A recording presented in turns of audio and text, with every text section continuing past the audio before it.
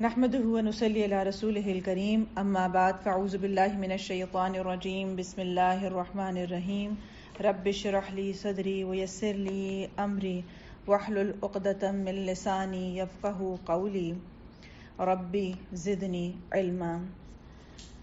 ہم سب کو اللہ سبحانہ وتعالیٰ نے زندگی کی نعمت سے نوازا، لیکن بہت کم لوگ ایسے ہیں جو زندگی کے مقصد کو سمجھ پاتے ہیں یا جاننا چاہتے ہیں، یا اس کو جاننے کے بعد اس کے مطابق زندگی گزارنا چاہتے ہیں جس مقصد کے لیے اللہ نے ہمیں پیدا کیا۔ یہی وجہ ہے کہ قرآن میں مقصد حیات کو واضح کر دیا گیا ہے اور جگہ جگہ یہ بات بتا دی گئی ہے کہ زندگی کو بطور آزمائش کے پیدا کیا گیا ہے اور اس کے کچھ مقاصد ہیں جنہیں پورا کیا جائے گا تو ہی ہم ایک اچھی زندگی گزار کر ایک اچھے انجام کو دیکھ سکتے ہیں۔ ہمارا آج کا موضوع قبر کے 3 سوال جو ہے، اس میں ہم یہ دیکھیں گے کہ زندگی میں تو ہمیں بہت سارے سوالوں کے جواب مل جاتے ہیں کہ ہم کون سا سبجیکٹ لیں گے تو ہم کیا بنیں گے، یا اسی طرح کون سا ہم کام کریں گے تو ہمیں اس کا نتیجہ کیا نکلے گا، لیکن ہم میں سے بیشتر لوگ وہ ہیں کہ جو اپنی آخرت کے سوالوں سے ناواقف ہیں، یا اکثر لوگ اپنی فیوچر کو جاننا ہی نہیں چاہتے، کیونکہ ہمیں کبھی یہ زندگی میں سوچ ہی نہیں آتی کہ ہمارا ہر قدم جس طرف بڑھ رہا ہے اس طرف جانے کی تیاری کرنا بھی ہماری تیاری ہی کا حصہ ہونا چاہیے۔ یہی وجہ ہے کہ ہمارے ہاں زندگی کے بہت سے موضوعات پہ بات کی جاتی ہے، لیکن قبر، موت، آخرت، انجام، اس کے حوالے سے بات کرنے کو معیوب اس لیے سمجھا جاتا ہے کہ ہمارا خیال ہے کہ شاید اس طرح بات کرنا انسان کی زندگی کو یا تو گھٹا دے گا یا اس کے زندگی کے مزے کو ضرور کرکرا کر دے گا۔ لیکن ہم دیکھتے ہیں کہ صحابہ کرام کی کامیابی میں ایک بہت بڑا ہاتھ اس بات کا تھا کہ وہ آخرت کی یاد میں جیتے تھے، اور آخرت کو یاد رکھنا ہماری زندگی کو کامیاب کرنے کا ہی ذریعہ ہے۔ تو آج ہم اس کتاب میں یہ بھی دیکھیں گے کہ انسان کے زندگی کا مقصد کیا ہے، انسان اور اس کی موت کے کیا مراحل ہوں گے، پھر آخرت کی تیاری کیسے کی جائے، پھر اسی طرح سے مومن کو کن کن مراحل سے واسطہ پڑے گا جس کے لیے وہ آج بہتر طور پر تیاری کر سکتا ہے۔ ان سب سوالوں کے جواب کو جاننے کے لیے ہم اس کتاب کا مطالعہ کریں گے انشاءاللہ، جو کہ جس کا نام ہے قبر کے 3 سوال۔ تو آغاز کرتے ہیں مقصد حیات سے۔ جن و انس کی تخلیق کا ایک مقصد ہے، اور وہ کیا مقصد ہے؟ قرآن اس کو واضح طور پر بیان کرتا ہے۔ وَمَا خَلَقْتُ الْجِنَّ وَالْإِنسَ إِلَّا لِيَعْبُدُونِ۔ اللہ سبحانہ وتعالیٰ نے ارشاد فرمایا، اور میں نے جنوں اور انسانوں کو پیدا نہیں کیا مگر اس لیے کہ وہ میری ہی عبادت کریں۔ اب یہاں پر زندگی کا مقصد واضح طور پہ بتایا جا رہا ہے کہ 2 مخلوقات ہیں جن کا حساب ہونا ہے۔ باقی تمام مخلوقات جتنی پیدا کی گئی ہیں وہ اللہ سبحانہ وتعالیٰ کی مطیع ہیں، فرما بردار ہیں، اس کی اطاعت میں لگی ہوئی ہیں، لیکن جو 2 مخلوقات جن کو اختیار دیا گیا وہ جن اور انسان ہیں۔ اب صرف اللہ تعالیٰ نے انسانوں کو پیدا نہیں کیا بلکہ پیدا کرنے کے بعد اس کے لیے اس ہدایت کو بھی واضح کر دیا کہ عبادت کیسے کی جائے گی، زندگی میں کون سے کام عبادت بن جاتے ہیں، چاہے وہ انسان کے اپنے گھریلو کام ہی کیوں نہ ہو۔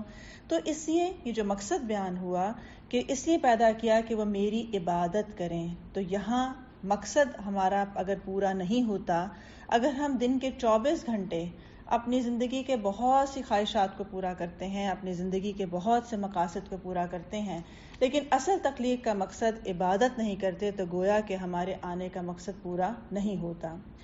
اکثر لوگ دیکھیں تو جب عبادت کا وقت آتا ہے تو وہ جلدی جلدی کرتے ہیں، ڈیلے کر کے کرتے ہیں، یا کرتے ہی نہیں ہیں، اور اس کا جواز یہ پیش کیا جاتا ہے کہ ہم اتنے مصروف ہوتے ہیں، کوئی اپنی جاب میں، کوئی اپنی پڑھائی میں، کوئی ساری رات نیٹ پر بیٹھے رہنے کی وجہ سے صبح نیند میں مشغول ہے، جس کی وجہ سے عبادت کا وقت نہیں ملتا۔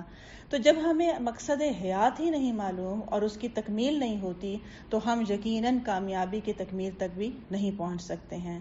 اس لیے ہم سب کو یہ چاہیے کہ اپنی عبادت کو بہتر کرنے کی کوشش کی جائے، اور اس کے لیے وہ طریقے، وہ ذرائع جانے جائیں جو اللہ سبحانہ وتعالیٰ نے بتائے، یا حدیث میں اس کا طریقہ بتا دیا گیا کیونکہ کسی بھی عمل کی قبولیت کے لیے دو شرائط ہیں، ایک ہے کہ اللہ سبحانہ و تعالیٰ کا حکم ہو، اور دوسری بات یہ ہے کہ وہ نبی صلی اللہ علیہ وسلم کے طریقے کے مطابق بھی ہو۔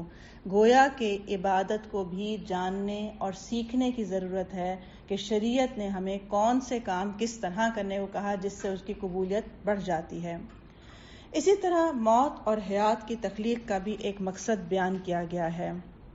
اللہ سبحانہ و تعالیٰ نے ارشاد فرمایا ہے، الذي خلق الموت والحياة ليبلوكم أيكم أحسن عملا وهو العزيز الغفور، کہ وہ ذات جس نے موت اور زندگی کو پیدا کیا تاکہ تمہیں آزمائے کہ تم میں سے کون عمل میں زیادہ اچھا ہے، اور وہی بہت زبردست اور بے حد بخشنے والا ہے۔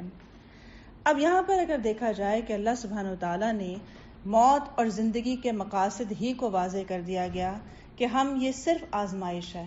اب موت اور زندگی کے درمیان انسان کو بھلائیاں بھی پہنچتی ہیں، نعمتیں بھی ملتی ہیں، بیماریاں بھی آتی ہیں، آزمائشیں بھی آتی ہیں، اچھے برے حالات بھی آتے ہیں، خوشی اور غم بھی آتے ہیں۔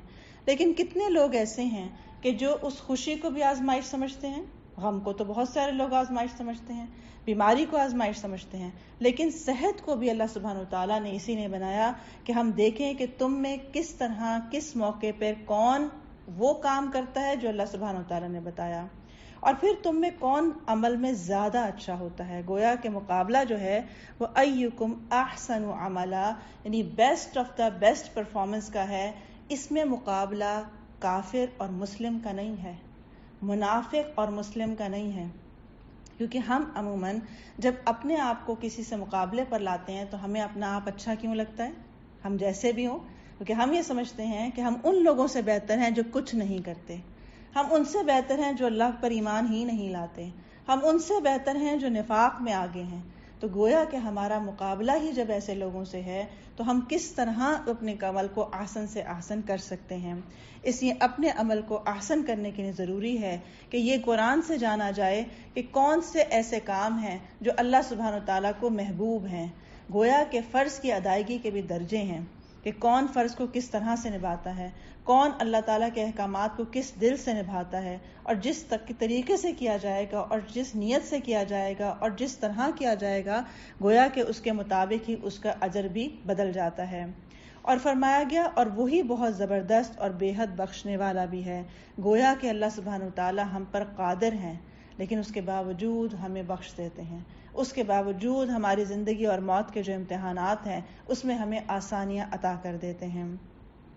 دنیا دار العمل ہے۔ سیدنا علی بن ابی طالب رضی اللہ عنہ کہتے ہیں کہ دنیا پیٹھ پھیر کر جا رہی ہے اور آخرت سامنے آ رہی ہے، اور ان دونوں میں سے ہر ایک کے چاہنے والے ہیں، بس تم آخرت کے چاہنے والے بنو اور دنیا کے چاہنے والے نہ بنو، کیونکہ آج تو عمل کا موقع ہے اور حساب نہیں ہے، کل حساب ہوگا اور عمل کا موقع نہیں ہوگا۔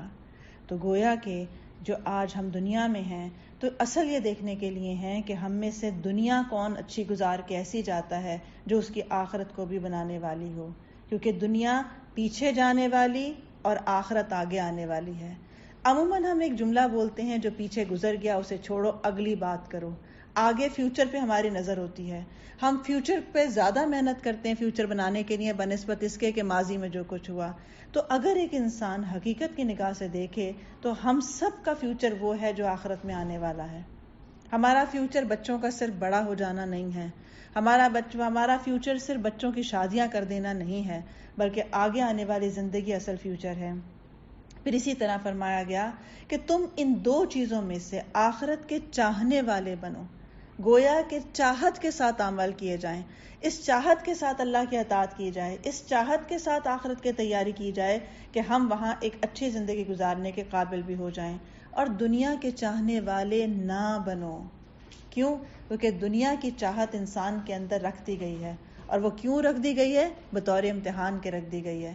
کیونکہ جس چیز کی انسان کو چاہت ہوتی ہے وہ ضرور اس میں انوالو ہوتا ہے، وہ اپنا زیادہ وقت اس پہ لگاتا ہے، وہ اپنی ساری خواہشات وہیں پوری کرنا چاہتا ہے. تو اب یہ مومن کے لیے امتحان ہے کہ دنیا میں اٹریکشن ہونے کے باوجود وہ اپنی آخرت کو مد نظر رکھ کے جب زندگی گزارتا ہے تو وہ یہاں مگن نہیں ہو جاتا، وہ یہاں پر آنے کے بعد ان چیزوں کو آخرت ہی کے لیے استعمال کرتا ہے. کیوں؟ جیسا کہ ہم نے دیکھا کہ صحابہ کرام کو ان کے مال و دولت نے کوئی نقصان نہیں پہنچایا. حضرت عثمان غنی کے پاس دولت بہت بھی آ گئی، خلافت بھی آ گئی، لیکن اس کے باوجود وہ غنی ہی رہے. اس کے باوجود ان کا مال و دولت جو تھا وہ دین اسلام کے لیے خرچ ہوا. وجہ یہ کیا تھی؟ کہ وہی بات ہے کہ آخرت کے چاہنے والے بنو. حضرت عمر رضی اللہ عنہ کے پاس جب خلافت بھی آ گئی، آپ کے پاس سب کچھ وہ آیا کہ جو اللہ سبحانہ و تعالیٰ نے آپ سے چاہا، یعنی آپ کے پاس حق اور باطل کا فرقان بھی آپ کی طرف سے واضح ہوا. آپ کے اسلام لانے کے ساتھ ایک دم سے اسلام کو قوت بھی نصیب ہو گئی، رضی اللہ کا خطاب بھی آپ کو مل گیا، لیکن اس کے باوجود آپ کی عاجزی میں کوئی بھی کمی نہ آ سکی، بلکہ آپ اور عاجزی سے زیادہ عاجز ہو گئے. اسی نے جب منافقین کے نام آئے ایک صحابی کو جب بتائے گئے تو حضرت عمر رضی اللہ عنہ نے دروازہ کھٹکھٹا کے کہا کہ مجھے یہ نہیں چاہیے کہ تم مجھے یہ بتاؤ کہ کتنے لوگ منافق ہیں، مجھے صرف اتنا بتا دو کہ وہ میں تو نہیں ہوں. صرف اتنی بات ہے کہ مجھے اپنی آخرت کی فکر ہے کہ کہیں وہ میں تو نہیں ہوں. اس لیے ہمیں دیکھنے کی ضرورت یہ ہے کہ میری چاہت کہاں ہے. ہم سب اپنے لیے ایک ٹارگٹ بنائیں، اپنے آپ سے سوال کریں، کیونکہ ہم میں سے ہر شخص بعض دفعہ یہ مسئلہ بیان کرتا ہے کہ دل چاہتا ہے ہماری نمازیں بہت اچھی ہو جائیں، دل چاہتا ہے ہم اول وقت پہ نماز پڑھیں، دل چاہتا ہے ہم قرآن کے بھی قاری بن جائیں، ہم تجوید میں بھی بہترین ہو جائیں، دل چاہتا ہے کہ ہمارے بچے بھی بہت اچھے بن جائیں، ہم واقعی اللہ تعالیٰ کے فرما بردار بن جائیں. لیکن آگے کوسچن مارک ہے کہ آخر یہ سب کچھ ناممکن کیوں لگتا ہے، آخر یہ ہماری ریچ سے باہر کیوں ہو جاتا ہے؟ وجہ یہ ہے کہ ہماری چاہت کہیں اور ہے. آرزو تمنا ہونا اور بات ہے، لیکن انسان کی جہاں چاہت ہوتی ہے انسان کوشش وہاں لگاتا ہے. تو ہماری جب چاہت ہی دنیا کے ساتھ ہے تو ہم آخرت کی تیاری کرنے والے بن نہیں سکتے ہیں. اسی لیے فرمایا گیا کہ آج عمل کا موقع ہے، حساب نہیں ہے، کل حساب ہوگا، عمل کا موقع نہیں ہوگا. تو گویا اسی لیے بار بار پلٹنے کی طرف ترجیح دی گئی ہے، بار بار پلٹنے کو کہا گیا ہے کہ اگر انسان سے کبھی کوتاہی ہو جائے تو پھر پلٹ آئے، پھر اپنے آپ کو آخرت کی تیاری ہی کی طرف مگن رکھے، کوشش کرتا رہے، لگا رہے. تو اس لیے کیوں لگا رہے؟ کیونکہ ہماری اس دنیا کی کامیابی بھی اسی وقت کامیابی ہے جب ہم آخرت میں بھی کامیاب ٹھہرے. کیونکہ جن لوگوں نے یہاں کامیابیاں حاصل کی، جیسا کہ آپ جانتے ہیں کہ فرعون ہے، قارون ہے، لیکن ان کی کامیابی آخر کار کس نتیجے کو پہنچی؟ ان کے انجام نے ہی واضح کر دیا کہ وہ کامیاب نہیں تھے. اور اس کامیابی کے لیے بار بار بار بار ہر نماز میں کہا جاتا ہے کہ اللہ سبحانہ و تعالیٰ سے مانگو کہ ایاک نعبد و ایاک نستعین اہدنا الصراط المستقیم صراط الذین انعمت علیہم غیر المغضوب علیہم ولا الضالین. گویا کہ پھر ہمیں ان لوگوں کا مطالعہ کرنے کی ضرورت ہے کہ کون سے ایسے لوگ تھے کہ جن کی چاہت آخرت تھی، وہ کون سے ایسے لوگ تھے کہ جنہوں نے آخرت کی یاد میں جب زندگی گزاری تو وہ اس زندگی کو کیسے گزارتے تھے. تو جب ہم ان کا مطالعہ کرتے ہیں تو وہ ہمارے لیے ایک موٹیویشن بھی ہے. پھر آخرت دار القرار بھی ہے. اللہ سبحانہ وتعالیٰ کا ارشاد ہے انما هذه الحیاۃ الدنیا متاع وَإِنَّ الْآخِرَةَ هِيَ دَارُ الْقَرَارِ، کہ یہ دنیا کی زندگی تو معمولی فائدے کے سوا کچھ بھی نہیں ہے اور یقیناً آخرت ہی رہنے کا گھر ہے. اور اس کا اندازہ ہمیں بہت آسانی کے ساتھ آج کل کے حالات میں ہو سکتا ہے کہ آج ہمارے لیے وہ ساری چیزیں بے معنی ہو گئی ہیں کہ جب ہم ایک اصل زندگی کی طرف لوٹے یا ہمیں اس ریسٹرکٹ کر دیا گیا تو ہمیں پتہ چلا کہ ہم نے جتنا اپنے آپ کو زندگی میں انوالو کیا ہمارے ہاتھ کچھ بھی نہ آیا. اسی طرح انسان کو وقت اور عمر کے ساتھ بھی اندازہ ہوتا چلا جاتا ہے کہ ہمارے لیے وہ کپڑے، وہ چیزیں، وہ سب چیزیں، مفادات جو ہیں وہ سب بے معنی ہونے شروع ہو جاتے ہیں. یہ بالکل ایسی ہی بات ہے کہ ایک 5 سال کے بچے کے لیے جو بال کی اہمیت ہوتی ہے وہ 25 سال میں جا کے بالکل زیرو ہو جاتی ہے. یہی قرآن بار بار انسان کو بتاتا ہے کہ یہ دنیا سوائے دھوکے کے، سوائے کھیل تماشے کے کچھ نہیں ہے. اس دن جا کے انسان کو احساس ہوگا کہ اس نے عمر کہاں لگائی، جہاں مال کھپایا، جہاں پہ اپنی اولاد کو لگایا، وہ سب کچھ کیا تھا؟ کچھ بھی نہیں تھا. اس لیے یہاں پہ فرمایا کہ بے شک اصل یقیناً جو گھر رہنے کے قابل ہو سکتا ہے، جو کامیابی کہنے کے قابل ہو سکتی ہے، وہ آخرت ہی ہے. تو اسی لیے اس کی تیاری کی جائے، کیونکہ ہم دیکھتے ہیں کہ رہنے کے گھروں کو ہم جتنا بھی سجا لیں، بنا لیں، بڑا بنا لیں، 1 کے 4 بنا لیں، آخرکار ہم چلے جاتے ہیں. ہم نے کتنے ہی گھر اپنے سامنے خالی ہوتے دیکھے، اپنے دادا کا، اپنے نانا کا، حتیٰ کہ اپنی زندگی میں اپنے والدین کا. جب سب بچے بڑے ہو جاتے ہیں تو والدین کا وہ گھر جو ایک مرکز تھا، جو اتنا سجا سجایا اور بارونق تھا، آخرکار سب وائنڈ اپ ہماری آنکھوں کے سامنے ہوتا ہے. اور کس طرح سے ہوتا ہے یہ بھی ہم سب جانتے ہیں. ان چیزوں کی کتنی قدر و قیمت ہوتی ہے لینے والوں کے لیے، یہ بھی ہم سب جانتے ہیں. اس لیے بار بار یہ تنبیہ کی جاتی ہے کہ آخرت کے گھر کی تیاری کرنا اصل ہے. آج دے دینا اصل میں ہے، جہاں جو آگے بھیج دیا وہ ہمارا ہے. اسی طرح اللہ تعالیٰ کا ارشاد ہے وَمَا هَذِهِ الْحَيَاةُ الدُّنْيَا إِلَّا لَهْوٌ وَلَعِبٌ وَإِنَّ الدَّارَ الْآخِرَةَ لَهِيَ الْحَيَوَانُ لَوْ كَانُوا يَعْلَمُونَ. کہ اللہ تعالیٰ نے فرمایا دنیا کی یہ زندگی نہیں ہے مگر ایک دل لگی اور کھیل ہے، اور بے شک آخرت کا گھر یقیناً وہی اصل زندگی ہے اگر وہ جانتے ہوتے. جیسے آپ کہتے ہیں نا کہ جانے کے بعد تو زندگی شروع ہوگی، اصل تو وہ انجوائمنٹ شروع ہوگی جہاں پہ ہمیشہ کی نعمتیں ہوگی، جہاں پر ہمیشہ کی اللہ سبحانہ وتعالیٰ کی رضا ہوگی، جہاں پر کوئی نافرمانی نہیں ہوگی، جہاں پر کوئی بڑھاپا نہیں ہوگا. تو وہ ہے اصل زندگی جہاں سے شروع ہوگی. تو ہم نے جب اس کو اپنی اصل زندگی بنایا، اور بہت سے ہمارے غموں کی بنیاد بھی دیکھا جائے تو وہ یہی ہوتی ہے کہ ہمیں اس زندگی میں نہیں ملی وہ چیز. حالانکہ ہم اتنی سی زندگی کے اندر اگر کچھ نہیں بھی ملا، کچھ رہ بھی گیا تو کیا گھاٹا ہوا، جبکہ اللہ سبحانہ وتعالیٰ ہر ایسی محرومی کی کمپنسیشن آخرت میں خود کر دیں گے. وہاں پر جس کی اللہ تعالیٰ نے 2 آنکھیں لے لیں اس کے لیے جنت ہے. اتنی بڑی بڑی خوشخبریاں ہیں، اور صابرین کرنے والوں کے لیے اللہ سبحانہ وتعالیٰ کی مدد کا وعدہ ہے. تو اس لیے اس زندگی کی حقیقت کو سمجھنا اور بار بار یاد دلانا اپنے آپ کو اور اپنے گھر والوں کو بہت ضروری ہے. یہ جو فرمایا گیا کہ قُوا أَنفُسَكُمْ وَأَهْلِيكُمْ نَارًا، کہ اپنے آپ کو اور اپنے گھر والوں کو جہنم کی آگ سے بچاؤ. تو بچائیں کیسے؟ بچائیں اسی طرح کہ ہم بار بار یہ آخرت کی یاد کو تازہ کریں، اپنے گھروں میں موت کے ذکر کو تازہ کریں، اپنے ہی گھروں کے اندر اپنے آپ کو پیش کریں اس کے لیے کہ ہم جب چلے جائیں گے. کیونکہ ہمارے یہاں بڑا معیوب سمجھا جاتا ہے کہ اگر آخرت کا ذکر کیا جائے یا موت کا ذکر کیا جائے. تو اپنی موت کو یاد رکھنا، اپنے بچوں کو اپنا یاد کرا کے ان کو وصیت کرنا، نصیحت کرنا، نیکی کی تلقین کرنا، تو یہ بہت اہم ہے. اور ہم اسی نے دیکھتے ہیں، جیسے کہ ہم قرآن میں دیکھتے ہیں کہ لقمان علیہ السلام نے کس طرح سے حضرت لقمان نے اپنے بیٹے کو وصیت کی اس کے اندر سے، اور اس کے اندر زندگی سے لے کر موت تک کی ہر چیز کو واضح کیا اور ہر چیز کا تذکرہ کیا تاکہ ان کو اس چیز کی بھی تعلیم دی جائے. اسی طرح انسان اور موت ایک اٹل حقیقت ہے جسے بدلا نہیں جا سکتا، کیونکہ یہ ایک ایسی چیز ہے ہم اس کے اوپر بات کریں یا نہ کریں، ہم ساری زندگی اس کو بھلانے کی کوشش بھی کرتے رہیں، آخر کے یہ انسان کو آ لے گی. قال اللہ تعالی كل نفس ذائقة الموت ثم إلينا ترجعون. کہ ہر جان موت کا مزہ چکھنے والی ہے، پھر تم ہماری ہی طرف لوٹائے جاؤ گے. ہر جان، نبی ہو، کوئی ولی ہو، کوئی گناہگار ہو، کوئی فرما بردار ہو، کوئی بھی شخص اس سے بچا ہوا نہیں ہے. لہٰذا جیسے جیسے انسان کی عمر بڑھتی چلی جاتی ہے یہ حقیقت اس کے اوپر حالات اور واقعات سے آشکارا ہوتی ہے. تو سمجھدار وہ لوگ ہیں جو اپنی جوانی کے اندر اسی بات کو سمجھ لیں اور اپنی زندگی کو رخ موڑ لیں. اور اس میں کرنے کی ضرورت کیا ہے کہ صرف اتنے کرنے کی ضرورت ہے کہ اپنی زندگی کو قرآن اور سنت کے مطابق لے آیا جائے. پھر جب بھی موت آ جائے، چاہے جوانی میں آئے، چاہے بیماری سے آئے، چاہے کسی اچانک سے آئے، چاہے مہلت دے کر آئے، کسی بھی طرح سے آئے، تو انسان مطمئن ہوگا، ایک نفس مطمئنہ ہوگا، کیونکہ وہ اس کی تیاری ہی میں زندگی گزار رہا تھا.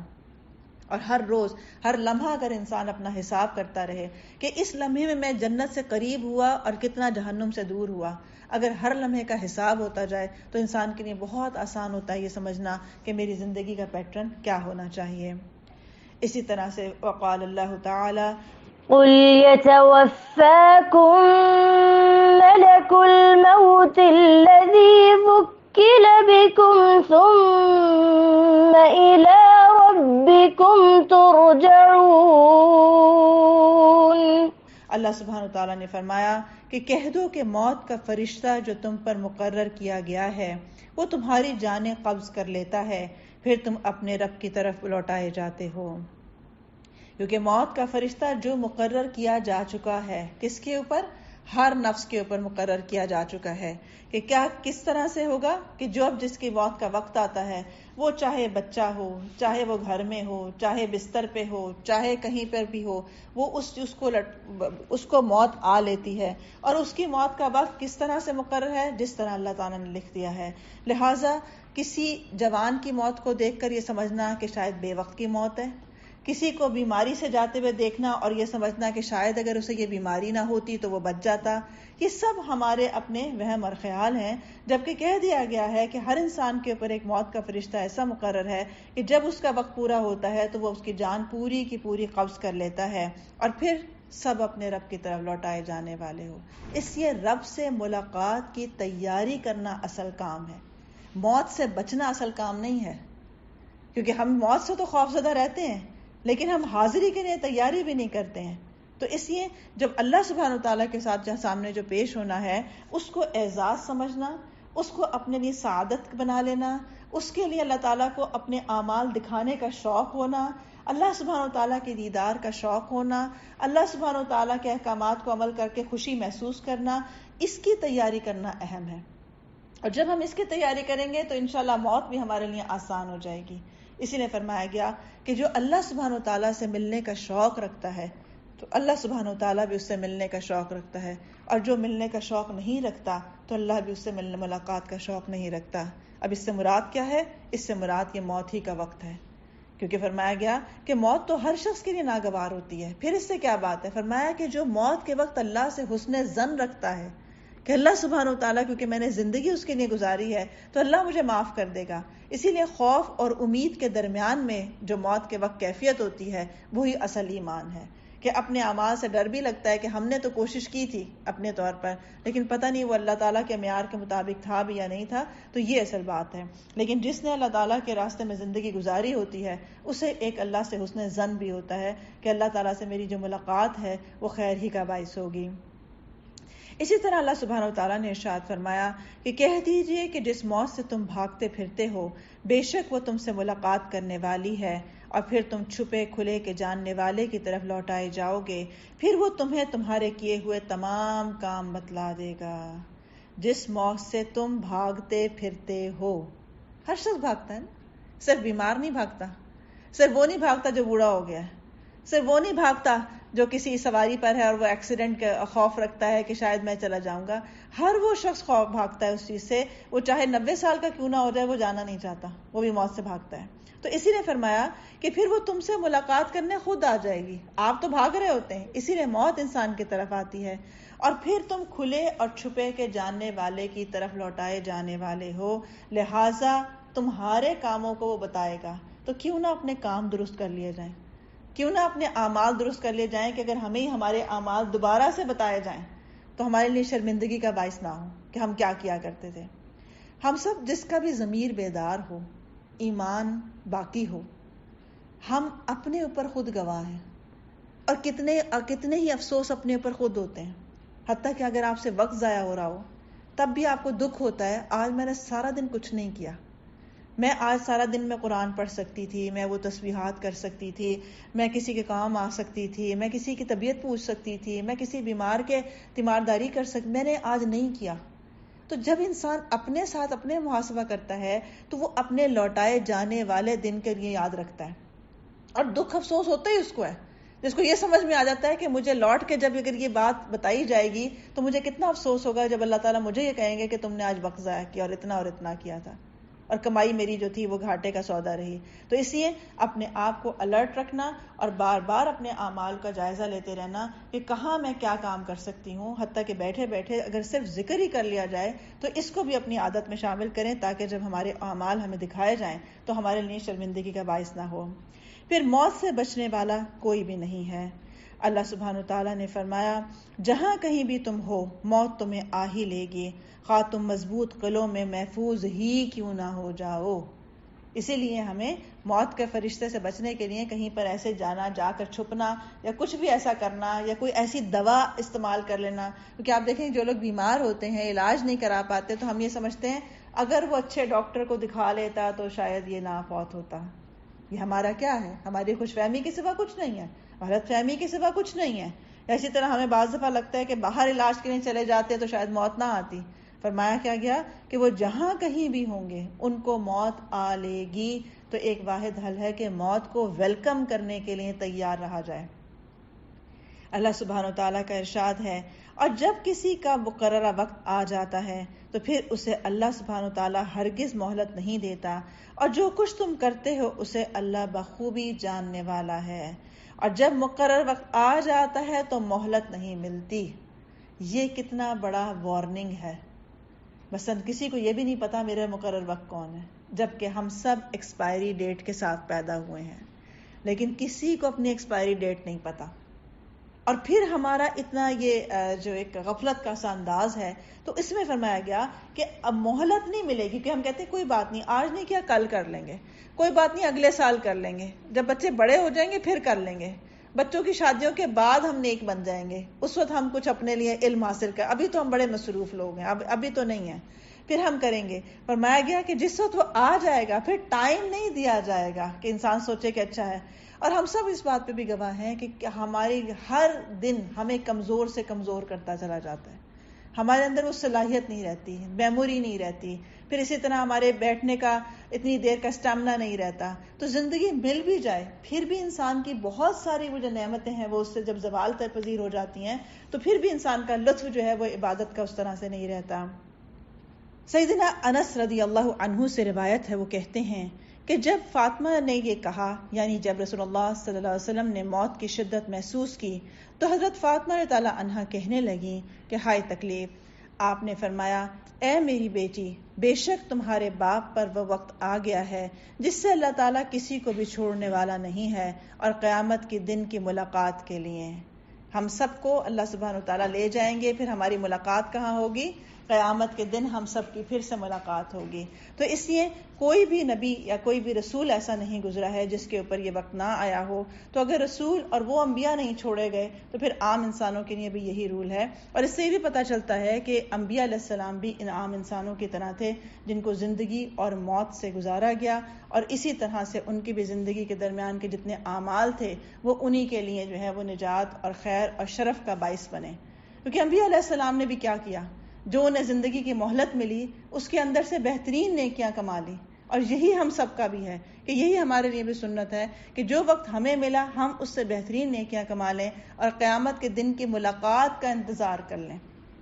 کیونکہ اپنے پیاروں سے جدا ہونے کا غم سب کو ہوتا ہے، ایک خوف ہوتا ہے، لیکن جب مومن اچھے اعمال کرتا ہے تو اسے یہ بھی بشارت ہے کہ وہ سب کے سب دوبارہ سے ملاقات کر دیے جائیں گے.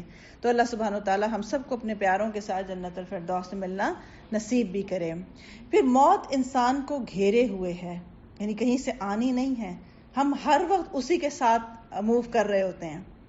سیدنا عبداللہ رضی اللہ عنہ سے روایت ہے، وہ کہتے ہیں کہ نبی اکرم صلی اللہ علیہ وسلم نے 4 کونوں والا خط کھینچا، پھر اس کے درمیان ایک خط کھینچا جو چوکھنٹے سے باہر نکل رہا تھا.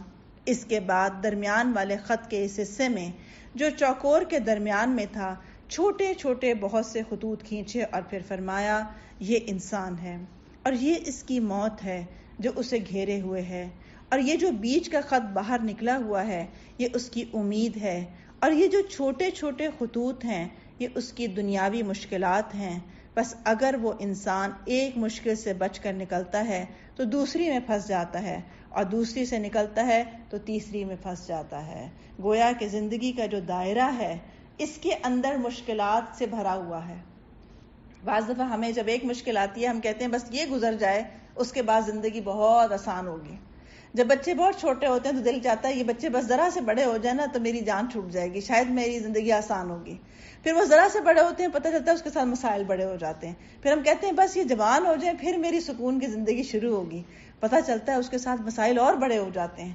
پھر ہم سمجھتے ہیں کہ شاید بس یہ میری بیماری ختم ہو جائے تو میں صحت مند ہو جاؤں تو شاید ساری مشکلات ہو جائیں گی. تو آپ نے کیا فرمایا کہ انسان کی انہی آزمائشوں, انہی حالات کے اندر سے نیکیاں کمانا اصل امتحان ہے.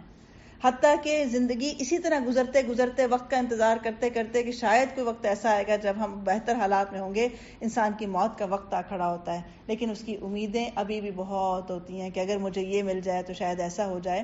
تو لیکن ہم دیکھتے ہیں کہ جتنے بھی نیک لوگ تھے یا صحابہ کرام تھے یا آج کے دور میں بھی جتنے لوگ ہیں جو دین کی خدمت کرتے ہیں, جو بہتر زندگی گزارتے ہیں, وہ سب وہ ہوتے ہیں کہ جو اپنی انہی حالات کے اندر سے جو نیکی کما سکتے ہیں وہ کماتے ہیں. جب وقت آتا ہے بیماری کا تو صبر کر کے اجر کماتے ہیں, جب وقت آتا ہے صحت کا تو شکر کر کے اسے نیکی میں لگا کے اجر کماتے ہیں. جب کوئی غم آتا ہے تو صبر کرتے ہیں, جب کوئی خوشی ملتی ہے تو بھی اللہ تعالیٰ کے شکر گزار ہوتے ہیں. گویا انسان انہی 2-3 حالات کے اندر ہی سے زندگی میں رہتا ہے. تو دیکھنے کی بات یہ ہے کہ جس پر جو حالات آئے ہیں میرا اس میں رویہ کیا ہے. اب اپنے آپ کو رکھیں اور سوچیں, آج کا حال سوچیں, میں اس وقت کس حال میں ہوں, اور جس حال میں ہوں میں کیا نیکی کما سکتی ہوں. اگر اچھے حال میں ہوں تو کیا کما سکتی ہوں, اگر کسی آزمائش میں ہوں تو کس طرح نیکی کما سکتی ہوں, تو کس طرح سے اللہ سبحانہ وتعالیٰ کے لیے صبر کر سکتی ہوں. سیدنا مطرف بن عبداللہ بن شخیر اپنے والد سے, اور وہ نبی اکرم صلی اللہ علیہ وسلم سے روایت کرتے ہیں کہ آپ نے فرمایا, ابن آدم کی شکل و صورت یوں دکھائی گئی ہے کہ اس کے آس پاس 99 موتیں ہیں, یعنی 99 حادثات اور مصائب ہیں. اگر وہ موتیں اس سے خطا بھی کر دی جائیں تو وہ انتہائی درجے کے بڑھاپے کا شکار ہو جاتا ہے جہاں تک کہ وہ مر جاتا ہے. یعنی انسان کے مصائب, اس کی بہت سارے ایسی تکالیف جو ہیں جو انسان کے ہر وقت گھرا رہتا ہے.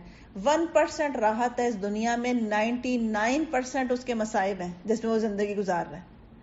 اور جو آخری ایک اور مصیبت ہے جس سے سب سے بھی نکل جائے, نہ کبھی بیمار ہو, نہ کبھی اسے تکلیف آئے, نہ کبھی دکھ دیکھنا, کچھ بھی نہ ہو, تو بھی انسان کے لیے موت ایک ایسی چیز ہے جو اسے پھر بھی آ لیتی ہے. تو گویا کہ اس سے بچت تو ہے نہیں, صرف اتنی بات ہے کہ جس میں ہم زندگی گزار رہے ہیں اسے کیسے گزارنا ہے, اور اس کا سلیقہ ہم اپنے انبیاء علیہ السلام کی زندگی سے, آپ کی سنت کو فالو کر کے یا قرآن سے سیکھتے ہیں. پھر موت کا وقت اور جگہ بھی مقرر ہے. حتیٰ کہ آپ دیکھیں کہ یہ سب باتیں ایسی ہیں جب انسان اس کو سیریسلی سوچے تو انسان ایک لمحے کے لیے سوچتا ہے ہاں میری موت کا وقت بھی مقرر ہے اور جگہ بھی مقرر ہے. اور ہم کتنے آسانی کے ساتھ اپنے وقت کو گزار رہے ہوتے ہیں, کیجول ہو کے گزارتے ہیں, سکون سے گزارتے ہیں, جبکہ اللہ سبحانہ وتعالیٰ کا ارشاد ہے, اور کسی جان کے لیے ممکن نہیں ہے کہ اللہ کے حکم کے بغیر مر جائے, اور لکھے ہوئے کے مطابق جس کا وقت مقرر ہو چکا ہے. یعنی جب انسان کا وقت آتا ہے تو وہ خود وہاں پہنچ جاتا ہے, اسے خود وہاں پر حاضری کا حکم ہو جاتا ہے اللہ سبحانہ وتعالیٰ کی طرف سے. تو یہ ہے وہ چیز کہ جو اتنی اٹل ہے کہ جس کا اسی لیے اللہ سبحانہ وتعالیٰ سے حسن خاتمہ مانگنا چاہیے. یا اللہ لکھا تو ہوا ہے, وہ وقت آنا تو اسی طرح ہے, لیکن میرے لیے اس وقت کو آسان کر دے, میرے لیے اس وقت کو باسعادت کر دے, میرے لیے اس وقت کے جو لوگ ہیں الحقنی بالصالحین کر دے, کہ میرا جو کام ہے آخری وقت کا ودا ہونے کا وہ ایسے نیک لوگوں کے ہاتھوں میں ہو جو سنت کے مطابق ہو. لیکن یہ سعادت اس وقت مل سکتی ہے جب ہم اپنی زندگی میں ہی ایسے لوگوں کے درمیان رہنے والے ہوں جو نیک ہیں. اسی طرح ہم خود نیکی پر قائم رہنے والے ہوں, کیونکہ وہ اسی طرح کا کوئی ایک دن ہوگا جیسا کہ ہم آج کا دن گزارتے ہیں, اسی طرح کی کوئی شام ہوگی, اسی طرح کی کوئی صبح ہوگی کہ جس کی صبح ہوگی لیکن شام نہیں ہوگی, ساری دنیا اسی طرح سے چل رہی ہوگی. لیکن اس لیے اصل بات یہ ہے کہ اپنے آپ کو بار بار جائزہ لینا کہ میری زندگی کن کاموں میں گزر رہی ہے. تو جن کاموں میں زندگی گزرتی ہے انہی کاموں میں موت آتی ہے. اسی لیے آپ دیکھیں کہ جو جیسا ہوتا ہے عموماً وہ اسی طرح کے لوگ اس کے جنازے پہ حاضر ہوتے ہیں. کوئی پولیٹیشین ہوگا تو سارے سیاستدان آپ میجورٹی دیکھیں گے, کسی کا دین سے تعلق ہوگا تو زیادہ دیندار طبقہ آپ اس کے جنازے میں دیکھیں گے, کسی کا تعلق میڈیا سے ہوگا تو میڈیا کے لوگ آپ کے جنازے میں دیکھیں گے اگر ہوگا. تو دیکھنے کی بات یہ ہے کہ میری کمپنی کون سی ہے, میرا مزاج کیا ہے, میری فیلڈ کیا ہے، تو آپ جیسے ہوتے ہیں ویسے ہی لوگوں کے درمیان میں اٹھائے جاتے ہیں۔ اسی طرح اللہ سبحانہ و تعالیٰ کا سورہ النحل میں ارشاد ہوتا ہے کہ پھر جب ان کا وقت آ جائے گا تو ایک گھڑی نہ وہ پیچھے رہ سکتے ہیں اور نہ ہی وہ آگے بڑھ سکتے ہیں، حتیٰ کہ سانسیں تک بھی کاؤنٹڈ ہو جاتی ہیں۔ کیونکہ بعض لوگوں کو آپ دیکھیں کتنا لمبا بیمار ہوتے ہیں لیکن نہیں جا رہے ہوتے، اللہ نے ان کے سانس لکھے ہوئے ہوتے ہیں۔ ابھی ایک جاننے والی ہیں، ان کے بھائی بیمار ہوئے، اچانک سے بیمار ہوئے، جن کو کچھ بھی نہیں تھا، اور وہ کومے میں چلے گئے اور وہ 2 سال کومے میں رہے ہیں۔ اب رمضان سے پہلے کچھ دن پہلے ان کا انتقال ہوا ہے اور 2 سال تک وہ کومے کی حالت میں رہے۔ تو انسان کو کچھ پتا نہیں، کہنے کو سانس جاری ہے لیکن جو وقت ہے لکھا ہوا اس سے پہلے وہ نکل نہیں سکتا، چاہے آپ بستر پہ، ہسپتال کے بستر پہ 2 سال گزار دیں لیکن وہ سانس جب تک پورے نہیں ہوں گے اس وقت تک نہیں ہو سکتا۔ تو اس سے یہ بات ہے کہ نہ ایک گھڑی آگے نہ ایک گھڑی پیچھے۔ اور عموماً آپ دیکھیں کہ جب ہم بیمار ہوتے ہیں تو ہماری خواہشات کیا ہوتی ہیں، اس وقت ہمیں نہ کپڑوں کی خواہش ہوتی ہے، نہ کہیں گھومنے کی ہوتی ہے، نہ کچھ ہوتی ہے۔ ہمارا دل کیا چاہتا ہے، کاش ایک دفعہ مجھے صحت مل جائے نا تو میں بہت اچھی نماز پڑھوں، میں بہت سارا قرآن پڑھوں، میں قرآن کو حفظ کرنا شروع کر دوں، بس ایک دفعہ اللہ مجھے مہلت اور زندگی دے دے نا تو میں یہ سارے کام کروں۔ یہ ہے وہ بات، یہ ہے وہ خواہش انسان کی کہ جو صرف تمنا ہی رہ جاتی ہے جب تک وہ صحت کی حالت میں رہتا ہے، اور یہ بھول جاتا ہے کہ ہم آگے جا سکیں گے نہ پیچھے ہٹ سکیں گے۔ اس لیے جو کچھ ہے بس وہ آج ہی آج ہمارا ہے۔ یہ جو پریزنٹ ہے یہ واقعی ہمارے لیے ایک پریزنٹ ہے کہ اگر ہم عافیت اور صحت کے ساتھ زندگی گزاریں اور نیکی کی توفیق بھی مل جائے۔ سیدنا مطر بن اقامس سے روایت ہے، وہ کہتے ہیں کہ رسول اللہ صلی اللہ علیہ وسلم نے فرمایا، جب کسی خاص جگہ میں کسی کو موت دینے کا فیصلہ کر دیا جاتا ہے تو اس کے لیے وہ جگہ محبوب بنا دی جاتی ہے اور وہاں اس کی کوئی ضرورت پیدا کر دی جاتی ہے، وہ شوق سے چلا جاتا ہے ادھر اسی کام کے لیے۔ آپ نے جن لوگوں کو دیکھا ہوگا کہ سمندر میں نہاتے ہوئے ڈوب گئے، وہاں انہیں کون لے کے گیا تھا؟ گھر سے اچھے بھلے بیٹھے ہوئے ہوتے ہیں، وہاں کون لے جاتا ہے؟ وہ چیز پسند بن جاتی ہے، رغبت اس طرف بڑھ جاتی ہے اور انسان اس کام کو کرنے لگتا ہے۔ تو اس لیے یہ چیز ہے کہ فرار تو نہیں ہے لیکن بس دعا کرنی چاہیے کہ یا اللہ تعالیٰ میرے لیے موت کو محبوب اس طرح سے بنا دے کہ میرے لیے شہادت کی موت ہو، میرے لیے سعادت کی ہو، اور میرے لیے نیکیوں میں وہ رزق لکھ دے، فی سبیل اللہ میں ہوں جس وقت میری موت کا وقت آئے۔ تو یہ اصل میں دعا مانگنی چاہیے کہ اللہ حسن خاتمہ نصیب کر دے ہمیں، یعنی کیونکہ جب انسان کو جو چیز محبوب ہوتی ہے وہ بار بار اس کی طرف جاتا ہے، وہ بار بار انہی شوقوں کے درمیان زندگی گزارتا ہے۔ اب آپ دیکھیں کہ ہمارا شوق اور ہماری حب کہاں ہے، ہمارا دل کہاں ہے، تو موت بھی اسی کسی کونے میں ہے، اسی کے اندر سے کہیں سے آنے والی ہے۔ پھر پردیس میں وفات پانے کا بھی اجر ہے۔ سیدنا عبداللہ بن عمر رضی اللہ عنہ سے روایت ہے، انہوں نے کہا کہ مدینے میں ایک آدمی فوت ہو گیا اور اس کی ولادت بھی مدینے میں ہوئی تھی، مدینے میں فوت ہوا، پیدا بھی مدینے میں ہوا۔ نبی اکرم صلی اللہ علیہ وسلم نے اس کا جنازہ پڑھایا تو آپ نے فرمایا، کاش وہ اپنے مقام پیدائش کے سوا کسی اور مقام پر فوت ہوتا۔ لوگوں میں سے ایک شخص نے کہا کہ اے اللہ کے رسول صلی اللہ علیہ وسلم، یہ کیوں؟ آپ نے فرمایا، کیونکہ جب آدمی اپنی پیدائش کی جگہ کے علاوہ کسی اور مقام پر فوت ہوتا ہے تو اس کے لیے مقام پیدائش سے لے کر مقام وفات تک پیمائش کر کے اتنی جگہ جنت میں اسے دے دی جاتی ہے۔ اور ہمارا کیا ہے، رواج کیا ہے کہ جب کوئی فوت ہوتا ہے تو وہ چاہے فرانس میں کیوں نہ رہتا ہو، اس کو چاہے تکلیف سے اٹھا کر وہاں سے نہ لے کر آیا جائے، کیونکہ وہ بڑا مشکل پروسیس ہے کسی میت کو دوسرے ملک سے لانا، اور بہت لمبا پروسیس ہے اور تکلیف دہ امر ہے میت کے لیے، لیکن ہم لا کے کہاں دفناتے ہیں؟ آبائی گاؤں میں جا کے۔ ساری زندگی وہ شہر میں گزارتا ہے جہاں پر کبھی کمایا، کہیں پہ کوئی بچے ہیں کہیں، لیکن وہ ہم جاتے اسے واپس وہیں پہ لے کے جاتے ہیں جہاں پر آبائی گاؤں تھا۔ تو یہ چیز جو ہے یہ سنت کے خلاف ہے، بلکہ آپ نے اس چیز کا اظہار کیا کہ انسان کو وہ اتنی جگہ مل جاتی جہاں وہ پیدا ہوا تھا اور جہاں پر وہ فوت ہوا تھا۔ تو یہ چیز اصل بات ہے، انسان یہ دیکھے کہ کیونکہ یہ جو جگہ ہے یہ بڑی امپورٹنٹ ہے۔ اگر آپ کو کوئی کہے کہ آپ کو 1 مرلے کا پلاٹ مل رہا ہے، آپ کہیں کہ نہیں میں تو بس 5 مرلے میں ہی اور میں تو ایک کنال کے بجائے 5 مرلے پہ رہنا پسند کروں گا.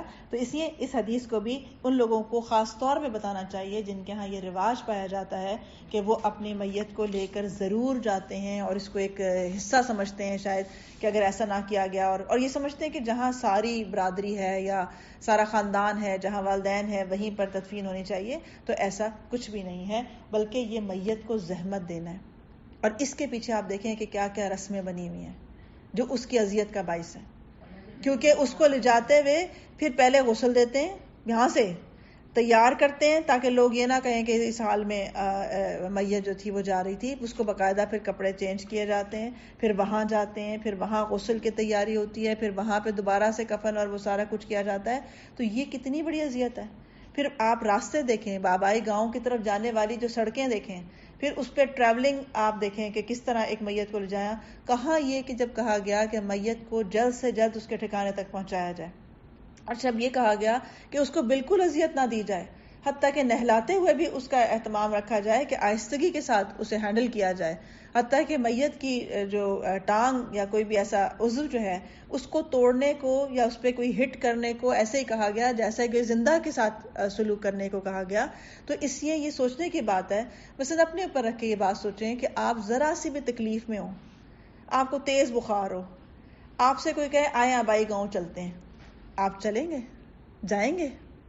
یا آپ کہیں گے مجھے کوئی اس وقت ہاتھ نہ لگائے, مجھے اس وقت کوئی کچھ نہ کہے, مجھے سکون سے ادھر رہنے دے؟ کیا کہیں گے آپ, کیا چاہیں گے؟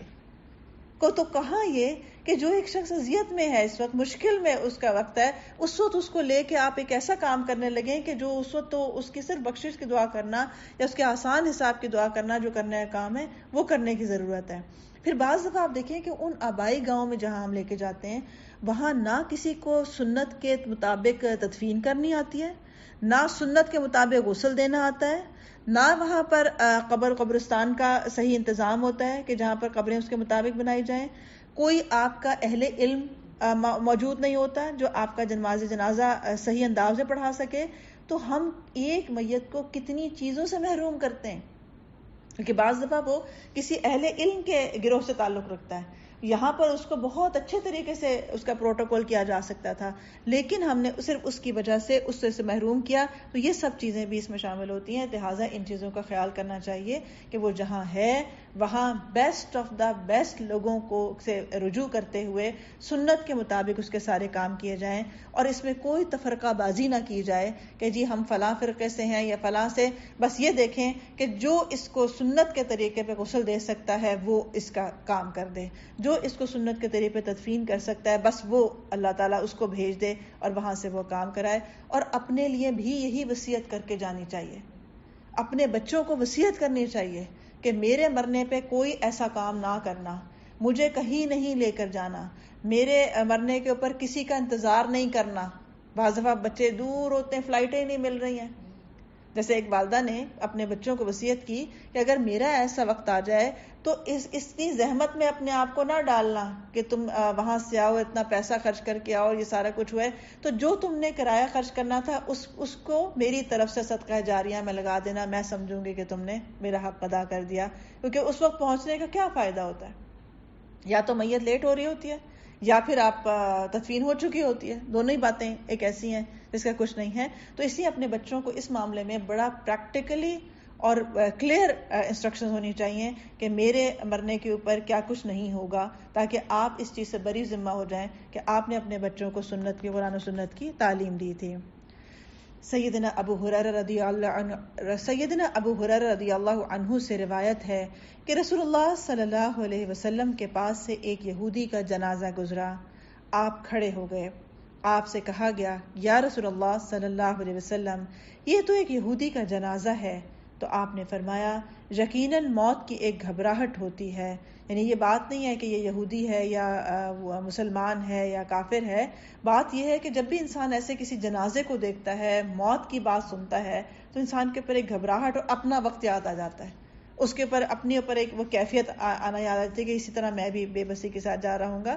تو اس لیے آپ نے ایک طرف سے گھبرا کے آپ جو تھے وہ آپ کھڑے ہو گئے. تو اس لیے موت کو ریئلسٹک ہو کے سمجھنا, اس کو واقعی ایک آزمائش سمجھنا اور واقعی اس کے لیے سنجیدہ ہو کر تیاری کرنا، یہ بہت اہم ہے. اور یہ اسی وقت ہوگا جب ہم اپنی زندگی میں اس کو ایڈریس کریں گے، جب ہم اپنی زندگی میں ان احادیث کو پڑھیں گے اور ان احادیث کے ذریعے سے کہ کرنا کیا ہے وہ اپنے بچوں کو بھی سمجھائیں گے. یہ بات موت کی سختیاں بھی ہیں. اللہ سبحانہ و تعالیٰ کا ارشاد ہے کہ موت کی سختی حق کے ساتھ آ پہنچی اور یہی ہے وہ جس سے تو بھاگا پھرتا تھا. موت کی سختی سے انسان بھاگتا ہے، اور کچھ بھی نہ ہو، وہ بالکل آسانی کے ساتھ بھی مر رہا ہو تو بھی موت کی سختی ہے. اسی لیے نبی صلی اللہ علیہ وسلم کا جب وصال ہو رہا تھا تو آپ بار بار اپنے اوپر کپڑا اتار رہے تھے، کبھی اوپر کر رہے تھے، کبھی نیچے کر رہے تھے، کیونکہ آپ کو جو بخار تھا وہ اتنا تیز تھا کہ آپ اس کے آپ کو گھبراہٹ ہو رہی تھی. اور حضرت عائشہ رضی اللہ عنہا کہتی ہیں کہ جب میں نے آپ کو دیکھا اس حال میں کہ جس وقت موت کے بعد، تو میں نے جان لیا کہ اب موت کسی پر بھی آسان نہیں ہوگی اگر آپ کا یہ حال ہے. یہ بالکل ایسے ہی بات ہے کہ اگر آپ اپنے جسم سے کوئی بال کھینچیں تو گناہ گار کو بھی تکلیف ہوگی اور متقی کو بھی ہوگی، کیونکہ آپ جسم کے ایک عضو کو اس سے جدا کرنے کی کوشش کر رہے ہیں. تو اسی طرح انسان کی جو روح ہے وہ ایک ایک روئیں کے اندر موجود ہے. اسے کوئی بھی نکالے تو آپ کو تکلیف ہوگی اس کے جدا کرنے میں، ایک چیز سے الگ کرنے میں آپ کو جدا کرنے میں تکلیف ہوگی. تو موت کی بذات خود ایک تکلیف ہے، اذیت ہے جو اسے کرتے ہوئے ہوتی ہے، نکالتے وقت ہوتی ہے. لہٰذا موت کی سختی جو ہے وہ صرف اتنی بات ہے کہ کچھ لوگوں کے اوپر اللہ تعالیٰ نے اس سختی کو آسان کر دیا اور کچھ کے لیے وہ ہو گیا. جیسے کہ آپ قرآن میں بار بار یہ بات پڑھتے ہیں کہ جب کافروں کی جانیں نکالی جاتی ہیں تو ان کی پیٹھوں پر اور ان کو کس طرح مار مار کے جان نکالی جاتی ہے، گویا کہ گیلی اون کو گرم سلاخوں پہ سے رکھ کے کھینچا جا رہا ہو، اور جو کافر کی روح ہے وہ بھاگتی پھر رہی ہوتی کیونکہ وہ اپنے آپ کو دینا نہیں چاہ رہا ہوتا، اور اس کھینچا تانی میں وہ اور زیادہ تکلیف جو ہے وہ بڑھ جاتی ہے. لیکن جو مومن ہے وہ مومن اللہ سبحانہ وتعالیٰ کی، کیونکہ اس وقت اس نے ظن سے کام لے رہا ہوتا ہے، وہ اللہ کے بارے میں اس وقت اچھی اچھی باتیں سوچ رہا ہوتا ہے، وہ اللہ سے بخشش کا سوال کر رہا ہوتا ہے، وہ اللہ سے کلمہ کی طرف رجوع کر کے اللہ کا اقرار کر رہا ہوتا ہے، تو اس کے لیے یہ چیز آسان کر دیتی ہے اپنی جان کو دینا.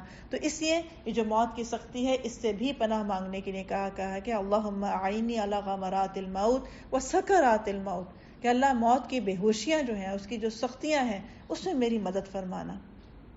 اور یہ دعا کثرت سے مانگنی چاہیے. اور بڑے بڑے جو نیک لوگ تھے ان کی دعائیں یہ رہی ہیں کہ جہنم سے اللہ تعالیٰ محفوظ رکھے اور اسی طرح ان کی سختیوں سے محفوظ رکھے. تو یہ دعائیں بھی انشاءاللہ تعالیٰ آپ دیکھیں کہ یہ مختلف دعائیں جو ہیں وہ موت کے حوالے سے بھی ملتی ہیں، ان کو بھی پڑھتے رہنا چاہیے. اسی طرح اللہ سبحانہ و تعالیٰ نے ارشاد فرمایا ہے کہ ہرگز نہیں جب روح ہنسلی تک پہنچے گی اور کہا جائے گا ہے کوئی دم جھاڑ پھونک کرنے والا، اور وہ سمجھ گیا کہ یہ وقت جدائی کا وقت ہے اور پنڈلی سے پنڈلی جڑ جائے گی، اس دن اپنے رب کی طرف اصل میں روانگی ہوگی. تو بات کیا ہے کہ جب روح ہنسلی تک آ جائے گی، کیونکہ جب انسان کی پاؤں سے روح نکلنا شروع ہوتی ہے، جب جان وہاں سے نکلتی ہے اور وہ یہاں تک آ جاتی ہے، جیسے آپ کہتے ہیں کہ ایک بس ہلکا سا جھٹکا کسی نے لیا یا ہلکی سے اسے ہچکی آئی اور بس وہ چیز چلی گئی، لیکن وہ اصل میں پاؤں سے نکلتے نکلتے یہاں تک جب روح آ جاتی ہے تو پھر انسان کیا کہتا ہے کوئی جھاڑ پھونک کرنے والا. کیوں؟ دوائیں اثر ختم کر دیتی ہیں، ڈاکٹر جواب دے دیتے ہیں، ساری سائنس فیل ہو جاتی ہے، قابل سے قابل ڈاکٹر اپنے ہاتھ اٹھا لیتے ہیں وہاں سے، اور اس کے بعد کوئی جھاڑ پھونک کرنے والا، کوئی دم درود کرنے والا، کوئی تسبیح، کچھ بھی اثر نہیں کر رہی ہوتی. تو فرمایا گیا پھر انسان کو یقین آتا ہے کہ اب یہ جدائی کا وقت آیا ہے. لیکن اس سے پہلے تک انسان کیا سمجھ رہا ہوتا ہے؟ ایسا نہیں ہوگا، اور ساری زندگی وہ اسے دھوکے میں رہتا ہے. وہ اپنے سامنے بھی اگر کسی کو جاتا دیکھ لے تو اسے رہتا ہے کہ میں نہیں جا سکتا.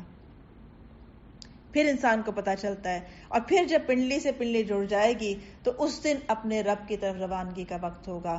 اور وہ پنڈلی سے پنڈلی جڑنا کیا چیز ہے؟